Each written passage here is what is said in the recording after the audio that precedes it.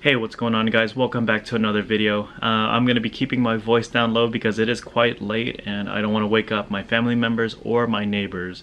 And so with that, guys, I want to touch bases upon haggling. And I noticed a trend of folks who have been emailing me recently and they're still stuck in phase one, which is haggling. How do you haggle to get the price you did, Tom?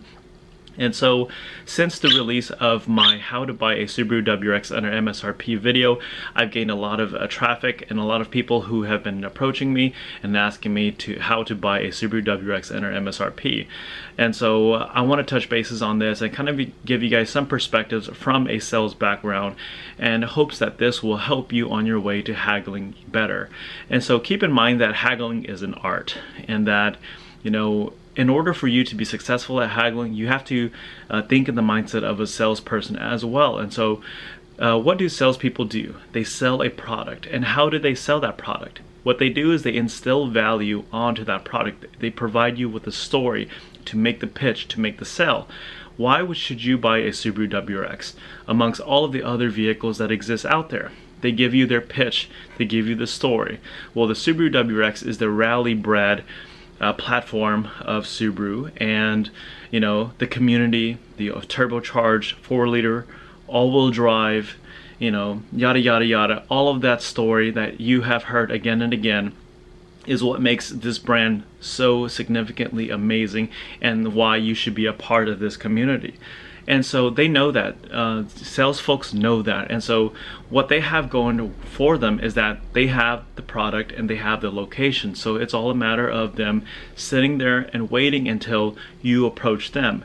And so that's how they are able to negotiate and leverage things their way. And so you as the consumer, you as the client, in order for you to be able to haggle down those prices, you need to do your extensive research, and you need to know more than the dealership do, know more than the salespeople do, because the more you know, the more you're able to refute and haggle down prices that they may try to throw in order to get their prices up. Because remember, keep in mind that salespeople are human beings as well, and they're put under a lot of stress and a lot of pressure in order to meet their objectives and to satisfy their quota, and so that they can bring, you know, food onto the table to feed and provide for their family. So remember that in the world of sales, you need to come to a transaction that is a compromise for both parties.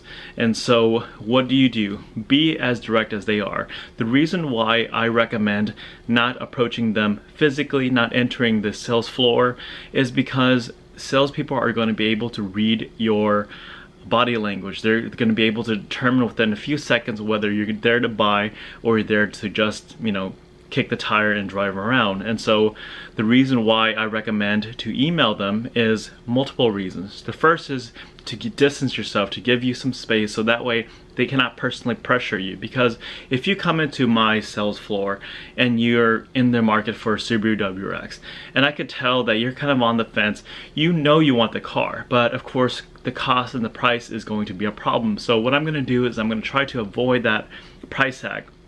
Hey, look, I notice you know, you're really interested in this Subaru WRX.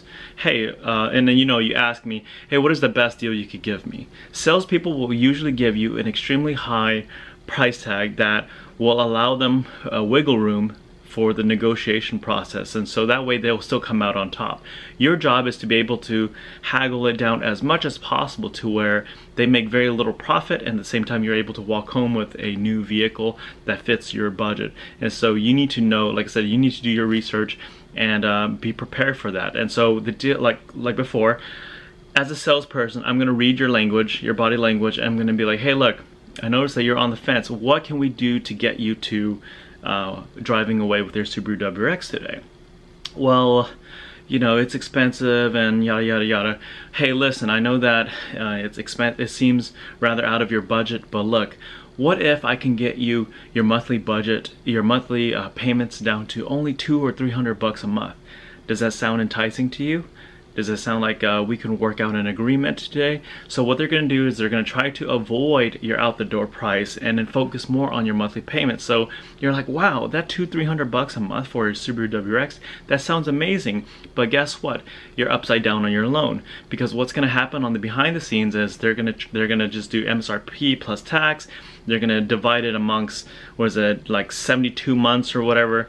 I highly recommend against extremely long-term loan. So I don't want to get into the nuts and bolts of everything, but what they're going to do is by the end of it, let's say you agree to this $200 to $300 monthly payment, they're going to tack on an extremely high APR interest rate. Your out the door cost when you're finally done with the full transaction may be $5,000 to $7,000 more than the actual car is worth. And so at this point, you are upside down on your loan and you are strapped to this vehicle unless you have a significantly high down payment to leverage that cost. And so that's the reason why when I tell you guys to approach the dealership only through email is because it gives you the room to not be in that bind and that predicament. So giving you that room allows you to do your research, allows you the space to not be emotionally attached to this product. And so that way you could have a clear cut and focused mind to focus on your out the door cost. You want your out the door cost to be as low as possible, then you work backwards. So you focus on the end game, then you work backwards. What the dealership is going to try to do is work on the beginning phases and get to the end point where that's going to be significantly higher. So hopefully that makes some sense to you guys. And so like I said before, dealerships, they know they have everything in the bag. It's just a matter of timing, and so you need to time it perfectly. End of the month is usually more ideal for better deals. So they know that you're going to be approaching them sooner or later. So that's why many of them aren't willing to haggle with you, and that's why you have to put yourself into the mindset of a salesperson as well. Be as direct as them, because when you are there in person, you're going to usually give them the runaround. Most people do that. You know, they're not very direct. You know, if I say, hey, look, what if I sell you this 2018 Subaru WRX for $29K plus tax, and it comes out to like $32K, and that's out of your budget, and you were looking at $27K out the door, and I keep pressuring and pressuring, you're going to give me the runaround. Be direct as possible, as much as possible, and say, no, this is out of my budget. And approach them as if you are a salesperson yourself, okay? Don't be afraid to say no. Don't be afraid to get rejected, because what happens is if you are emotionally invested, emotionally attached, they're going to keep playing on that. And so you need to be direct and say, hey, look, I appreciate your time, and understand that at this point in time, you don't have any type of room to negotiate with me or bring down your costs to my target budget. But hey, look, here's my contact information. If you decide to change your mind in the near future, feel free to give me a call. If I'm still in the market, I'd love to work with you again. And you move on. And so that way it creates scarcity. So try to flip the table around on them to make it feel as though they are in need of you, because in reality, salespeople need you to survive. It's not the other way around. It's not how can they make your life better. It's how can you make their life better, because yes, they have a product, but without you, the consumer, that product is jank. That product is nothing. So keep that in mind. Approach using only emails. And the other reason why I say email is because you have a paper trail. So that way, if you ever go onto the dealership floor and they try to change things up on you, you have documentation and proof to show that, hey, look, these are the agreed upon price. The other thing too is you could use that posted or printed price tag, and you could leverage and shoot that out to other locations and say, hey, look, dealership A offered me this. Can you beat this? And then dealership B will send you back something that's maybe lower. You could send it back to dealership A or dealership C and so forth, and work until you get it down to as low as possible. And lastly, the reason why I say to email is because you distance yourself from the salesperson. You're not emotionally attached, and you have room to research, to do more and more research. So if they say, hey, look, here's what the best that I could offer you, you can go on Google, you could type, you could search things up. It gives you that leverage to think clearly instead of being emotionally attached when they're there with you in person and saying, deal, deal, deal. They're gonna pressure you like that. So hopefully that makes sense, guys. I apologize. Haggling is an art, and there's so many little factors that ties along with it, and sales is very, very stressful, because you know, I know that many of you are emotionally drained and emotionally tired after dealing with a dealership for a few hours or even up to a day or a few days or weeks. And so you know, of course, if you have any questions, feel free to email me at tomvangtv@gmail.com, and I will provide you with my best input and feedback and advice through the experiences that I've acquired. And so quick side note, I apologize, this is my new little parakeet. Her name is Mellow, and she's very, very talkative. So yeah, feel free to email me.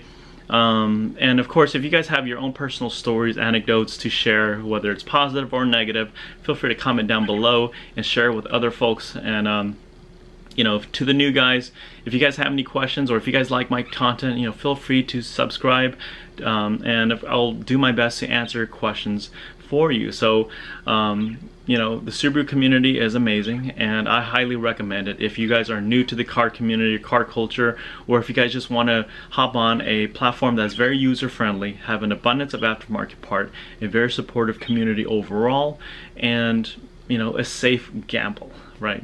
So Subaru is amazing. So with that, guys, I hope you guys like this video, and of course, if you do, give this video a thumbs up, like, share, and subscribe, and I will see you guys in the next video. Peace out, guys, and don't forget